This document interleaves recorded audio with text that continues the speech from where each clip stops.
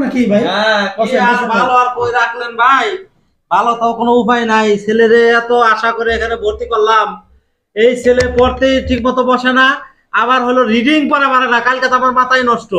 Reading ধরছি বা ইংরেজিতে দূরে থাক, বাংলা রিডিং তো পড়া পারবো, এই বাংলায় রিডিং পড়া পারে না। তা কি পড়ান আপনারা? ভাই পড়ান নাকি? আপনার ছেলে তো 6 এ পড়ে তাই না?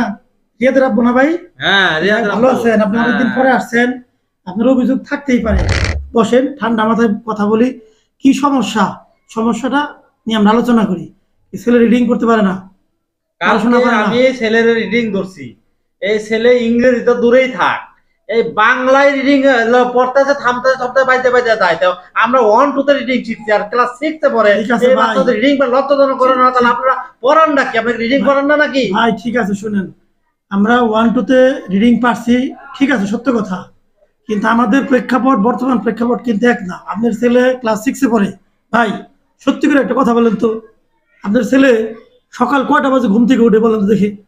সকাল তো 9টা 10টার আগে ঘুম থেকে ওঠে না। আচ্ছা, একটা ছাত্র, ষষ্ঠ শ্রেণীর একটা ছাত্র 9টা 10টার আগে ঘুম থেকে ওঠে না। আচ্ছা, গেল প্রথম পয়েন্ট। দ্বিতীয় পয়েন্ট, সে মাগরিবের পরে সে কি ঘরে বসে, বইয়ের সাথে বসে, সম্পর্ক আছে? মাগরিবের পরে কি সে ঘরে ফিরে পড়তে বসে? না, 9টা 10টার আগে সে ঘরে ফিরে না। তো 9টা নয়টা তো দশটার বাইরে আগে থাকে সে, আগে রাতেও বসে। 9টা 10টার আগে ঘরে ফিরে না। সকাল 9টার আগে ঘুম থেকে ওঠে না। আচ্ছা, সে রাতে কি করে? তার কাজটা কি? তার কি কি মোবাইল কিনতেছেন? হ্যাঁ, বর্তমান মোবাইল ছাড়া চলে নাকি? মোবাইল দিলে সে খায় না, জিদ ধরে, মাইনা ধরে। আচ্ছা একটাই আচ্ছা ছেলে, আচ্ছা, ঠিক আছে মোবাইল ভাই। না দিয়ে পারা দেবো? এখন দোষ দিতেছেন কি ভাই? যে ছেলে স্কুলে আসে, পড়া পারে না, সে রিডিং পড়তে পারে না। ভাই, আপনার ছেলে 6 এ পড়ে, আপনার ছেলেকে আপনি মোবাইল কিনে দিয়েছেন, সে 9টা 10টা পর্যন্ত বাইরে আড্ডা দেয়। আমি জানি তো ভাই, আমি খোঁজ খবর রাখি। আমার কোন ছাত্র কি করে না করে আমি তো সব খোঁজ খবর রাখি। আপনার বাচ্চা 9টা 10টার আগে ঘরেই ফিরে না, ষষ্ঠ শ্রেণীতে পড়ে। সকাল 9টার আগে ঘুম থেকে ওঠে না। ভাই, আমাদের কাছে স্কুলে থাকে সে অনলি 10টা থেকে 2টা পর্যন্ত। কয় ঘন্টা সময় সে আমাদের কাছে থাকে? বাকি সময় কিন্তু সে ফ্যামিলিতে থাকে। তো সে যদি সকালবেলা পড়তে না বসে, ঘুম থেকে না উঠে, রাতের বেলা সে যদি মোবাইল টিপে, যদি মোবাইল কিনে দেন আপনি, ভাই এই বয়সে আপনি বাচ্চাকে কেন মোবাইল কিনেছেন বলেন? আপনার মতো অভিভাবকের কারণে আমাদের আজকে স্কুলের দুর্নাম, আমাদের স্কুলগুলোতে দুর্নাম শুধু একটা কারণ, আপনার মতো এই অভিভাবকের কারণে। আপনার বাচ্চা 6 এ পড়ে, আপনি কেন বাচ্চাকে মোবাইল কিনে দিচ্ছেন বলেন তো? উত্তর মোবা- দেন। মোবাইল ছাড়া তার চলে না, সবাই দিছে, মোবাইল আমি কি ছাড়া করবো? চলে না, সবাই দিছে। সবাই বাচ্চাকে হাত পা বেঁধে আগুনে ফালাই দিল, আপনার কি তাই করবেন? তাই তো মনে হইতেছে। এখন দুষতেছেন যে স্কুলে পড়া পারে না বাচ্চা, স্কুলে আসতেছে পড়া পারতেছে না। ভাই, পারবে কিভাবে পারবে? আপনার বাচ্চা সকালবেলা ঘুম থেকে উঠতে পারে না, আপনি বাচ্চা ঘরে পড়ান না। সন্ধ্যা মাগরিবের আজান দিবে, আমাদের সময় আমরা মাগরিবের আজানের পরে ঘরে ফিরছি, ঘরে আমরা পড়াশোনা করছি। আমাদের বাবা মা ঘাট দিছে, আমরা যে পর্যন্ত পড়া শেষ না হয়েছে স্কুলের, আমাদের পড়া আমরা পড়তেই থাকছি। ঘুম ধরছে, তারপরে পিছন থেকে এসে বাবা মা এসে থাপড় দিচ্ছে, "এই, পড়া শেষ করো।" আর আপনার বাচ্চা 9টার আগে ঘরেই ফিরে না, সে বাইরে বাইরে ঘুরতেছে, গেমস খেলতেছে মোবাইলে।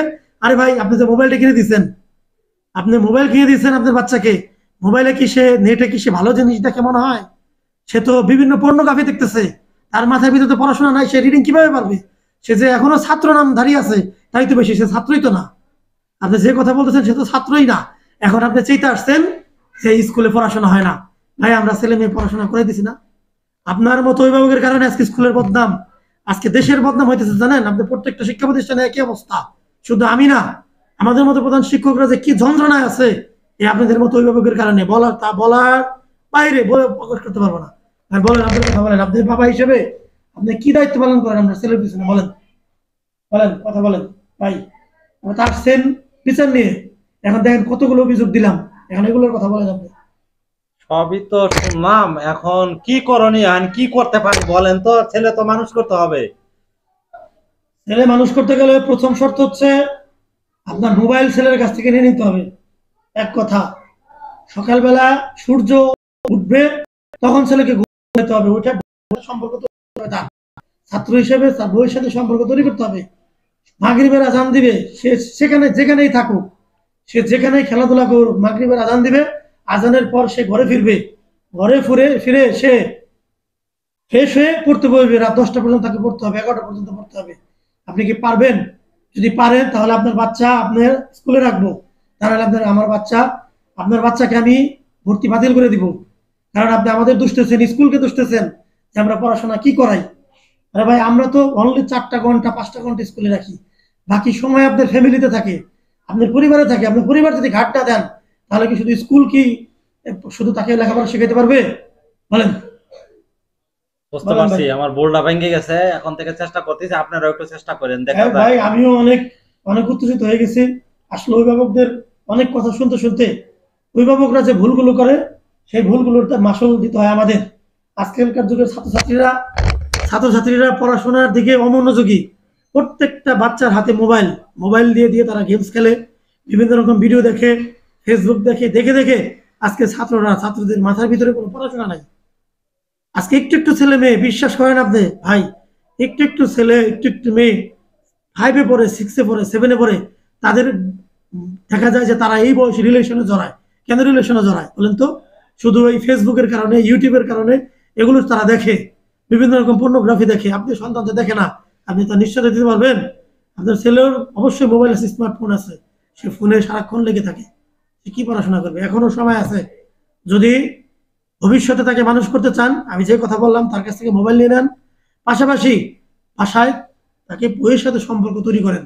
আর আমরা তো আছি ভাই, আমরা তো সব সময়ের জন্য আছি, আমরা তো সব সময় তাদের দেখভাল করতেছি। আমি রিয়াদ সম্পর্কে আমি অনেক কিছু শুনছি। আমি আপনাকে মাঝে ফোনও দিছিলাম, একবার মিটিংও রাখছি, আপনি আসেন না, অনুপস্থিত ছিলেন। যাই হোক, আজকে আসছেন, ভালো লাগলো। এরকম আসবেন, এসে খোঁজখবর নেবেন, তাহলে স্কুল আর অভিভাবক মিলে ভালো কিছু করা সম্ভব। অন্যথায় কিন্তু ভালো কোনো কিছু করা সম্ভব নয়। বুঝতে পারছি, আমারই ভুল হয়েছে, আমার আর হলো কথা বাড়াই না।